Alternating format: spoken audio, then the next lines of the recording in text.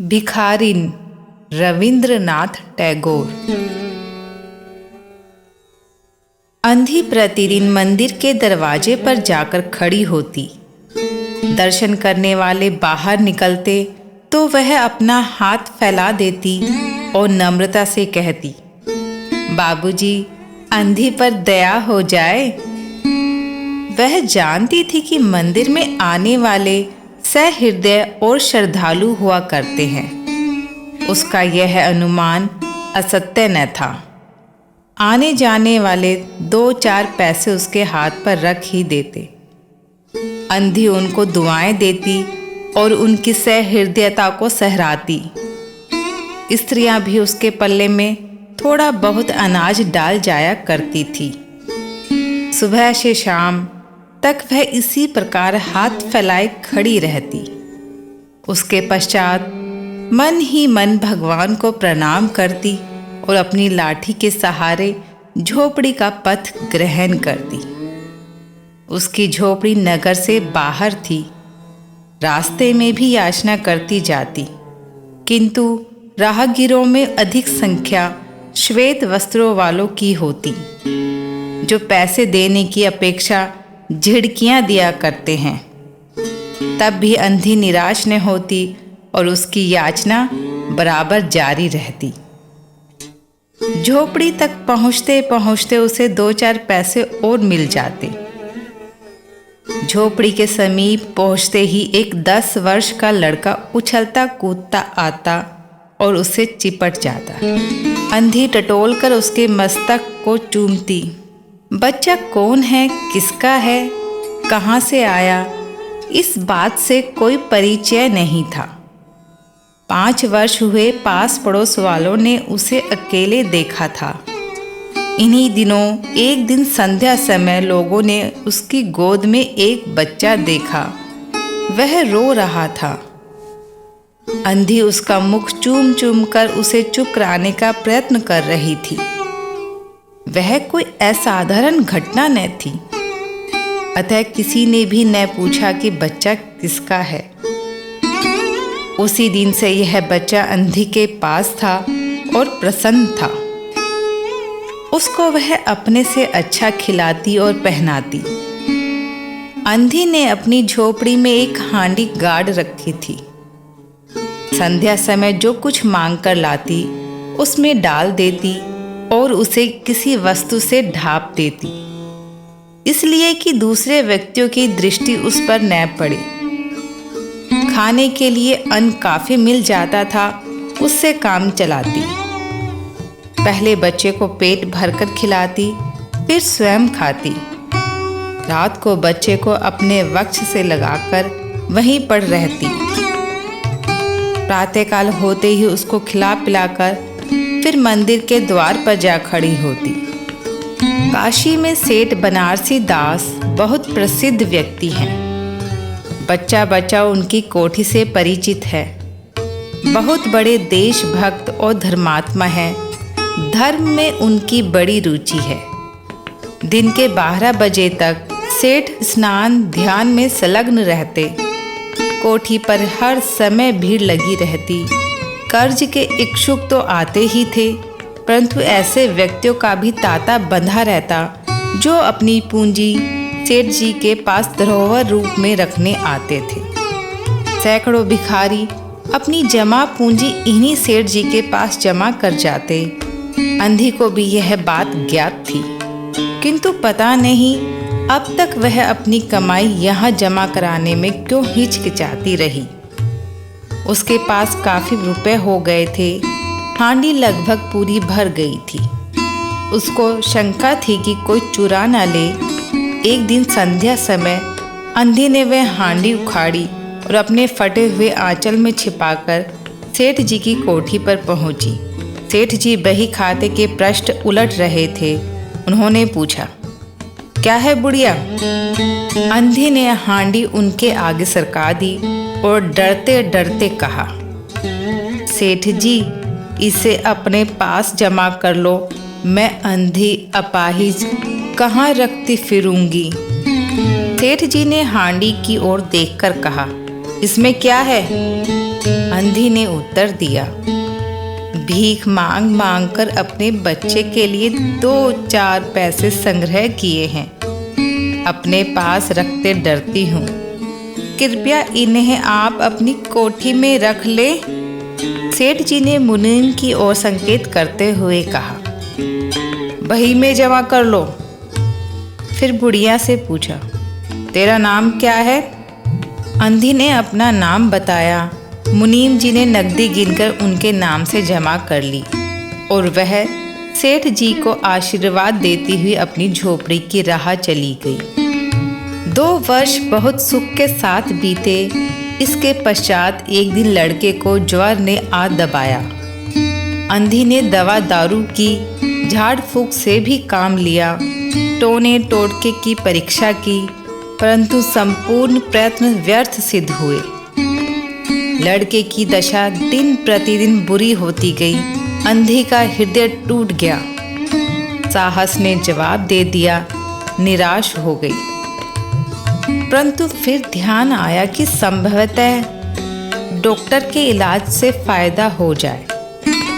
इस विचार के आते ही वह गिरती पड़ती सेठ जी की कोठी पर आ पहुंची।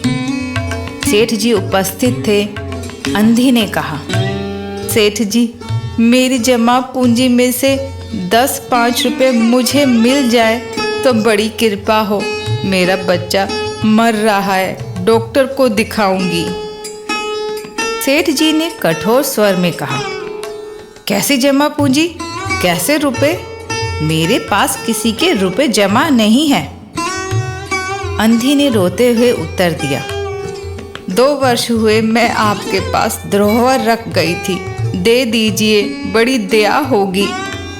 सेठ जी ने मुनीम की ओर रहस्यमयी दृष्टि से देखते हुए कहा, मुनीम जी, जरा देखना तो, इनके नाम की कोई जमा पूंजी है क्या? तेरा नाम क्या है री? अंधी की जान में जान आई, आशा बंधी। पहला उत्तर सुनकर उसने सोचा कि सेठ बेईमान है, किंतु अब सोचने लगी संभवतः उसे ध्यान न रहा होगा। ऐसा धर्मी व्यक्ति भी भला कहीं झूठ बोल सकता है? उसने अपना नाम बता दिया। उलट पलट कर देखा, फिर कहा, नहीं तो इस नाम पर 1 पाई भी जमा नहीं है। अंधी वहीं जमी बैठी रही। उसने रो रो कर कहा, सेठ जी, परमात्मा के नाम पर, धर्म के नाम पर कुछ दे दीजिए। मेरा बच्चा जी जाएगा, मैं जीवन भर आपके गुण गाऊंगी। परंतु पत्थर में जोक न लगी। सेठ जी ने क्रुद्ध होकर उत्तर दिया, जाती है या नौकर को बुलाऊं? अंधी लाठी टेकर खड़ी हो गई और सेठ जी की ओर मुंह करके बोली, अच्छा भगवान तुम्हें बहुत दे, और अपनी झोपड़ी की ओर चल दी। यह आशीष न थी, बल्कि एक दुखी का श्राप था। बच्चे की दशा बिगड़ती गई। दवा दारू हुई ही नहीं, फायदा क्यों कर होता। एक दिन उसकी अवस्था चिंताजनक हो गई। प्राणों के लाले पड़ गए। उसके जीवन से अंधी भी निराश हो गई। सेठ जी पर रह रहकर उसे क्रोध आता था। इतना धनी व्यक्ति है, 2-4 रुपए दे देता तो क्या चला जाता। और फिर मैं उससे कुछ दान नहीं मांग रही थी, अपने ही रुपए मांगने गई थी। सेठ जी से घृणा हो गई। बैठे बैठे उसको ध्यान आया। उसने बच्चे को अपनी गोद में उठा लिया और ठोकरे खाती गिरती पड़ती सेठ जी के पास पहुंची और उनके द्वार पर धरना देकर बैठ गई। बच्चे का शरीर ज्वर से भभक रहा था और अंधी का कलेजा भी। एक नौकर किसी काम से बाहर आया। अंधी को बैठा देखकर उसने सेठ जी को सूचना दी। सेठ जी ने आज्ञा दी कि उसे भगा दो। नौकर ने अंधी से चले जाने को कहा, किंतु वह उस स्थान से नहीं हिली। मारने का भय दिखाया, पर वह टस से मस न हुई। उसने फिर अंदर जाकर कहा कि वह नहीं टलती। सेठ जी स्वयं बाहर पधारे। देखते ही पहचान गए। बच्चे को देखकर उन्हें बहुत आश्चर्य हुआ कि उसकी शक्ल सूरत उसके मोहन से बहुत मिलती जुलती है। 7 वर्ष हुए तब मोहन किसी मेले में खो गया था। उसकी बहुत खोज की पर उसका कोई पता न मिला। उन्हें स्मरण हो आया कि मोहन की जांघ पर एक लाल रंग का चिन्ह था। इस विचार के आते ही उन्होंने अंधी की गोद के बच्चे की जांघ देखी। चिन्ह अवश्य था परंतु पहले से कुछ बड़ा। उनको विश्वास हो गया कि बच्चा उन्हीं का है, परंतु तुरंत उसको छीनकर अपने कलेजे से चिपटा लिया। शरीर ज्वर से तप रहा था। नौकर को डॉक्टर लाने के लिए कहा। वो स्वयं मकान के अंदर चल दी। अंधी खड़ी हो गई और चिल्लाने लगी, मेरे बच्चे को ना ले जाओ, मेरे रुपए तो हजम कर गए, अब क्या मेरा बच्चा भी मुझसे छीनोगे? सेठ जी बहुत चिंतित हुए और कहा, बच्चा मेरा है, यही एक बच्चा है। 7 वर्ष पूर्व कहीं खो गया था, अब मिला है, सो इसे कहीं नहीं जाने दूंगा और लाख यत्न करके भी इसके प्राण बचाऊंगा। अंधी ने एक जोर का ठहाका लगाया, तुम्हारा बच्चा है इसलिए लाख यत्न करके भी उसे बचाओगे। मेरा बच्चा होता तो उसे मर जाने देते, क्यों? यह भी कोई न्याय है? इतने दिनों तक खून पसीना एक करके उसको पाला है, मैं उसको अपने हाथ से नहीं जाने दूंगी। सेठ जी की अजीब दशा थी। कुछ करते धरते बन नहीं पड़ता था। कुछ देर वहीं मौन खड़े रहे, फिर मकान के अंदर चले गए। अंधी कुछ समय तक खड़ी रोती रही, फिर वह भी अपनी झोपड़ी की ओर चल दी। दूसरे दिन प्रातः काल प्रभु की कृपा हुई या दवा ने जादू का सा प्रभाव दिखाया। मोहन का जवर उतर गया। होश आने पर उसने आँख खोली तो सर्वप्रथम शब्द उसकी ज़बान से निकला, माँ। चहु और अपरिचित शक्लें देखकर उसने अपने नेत्र फिर बंद कर लिए। उस समय से उसका जवर फिर अधिक होना आरंभ हो गया। माँ माँ की रट लगी हुई थी। डॉक्टरों ने जवाब दे दिया। सेठ जी के हाथ पांव फूल गए। चहु और अंधेरा दिखाई पड़ने लगा। क्या करूं? एक ही बच्चा है, इतने दिनों बाद मिला भी तो मृत्यु उसको अपने चंगुल में दबा रही है, इसे कैसे बचाऊं? सहसा उनको अंधी का ध्यान आया। पत्नी को बाहर भेजा कि देखो कहीं वह अब तक द्वार पर न बैठी हो, परंतु वहाँ कहाँ। सेठ जी ने फिटन तैयार कराई। बस्ती से बाहर उसकी झोपड़ी पर पहुँचे। झोपड़ी बिना द्वार के थी। अंदर गए, देखा अंधी एक फटे पुराने टाट पर पड़ी है और उसके नेत्रों से अश्रुधार बह रही है। सेठ जी ने धीरे से उसको हिलाया। उसका शरीर भी अग्नि की भांति तप रहा था। सेठ जी ने कहा, बुढ़िया, तेरा बच्चा मर रहा है। डॉक्टर निराश हो गए हैं। रह रह कर वह तुझे पुकारता है। अब तू ही उसके प्राण बचा सकती है। चल और मेरे नहीं अपने बच्चे की जान बचा ले। अंधी ने उत्तर दिया, मरता है तो मरने दो, मैं भी मर रही हूँ। हम दोनों स्वर्ग लोक में फिर माँ बेटे की तरह मिल जाएंगे।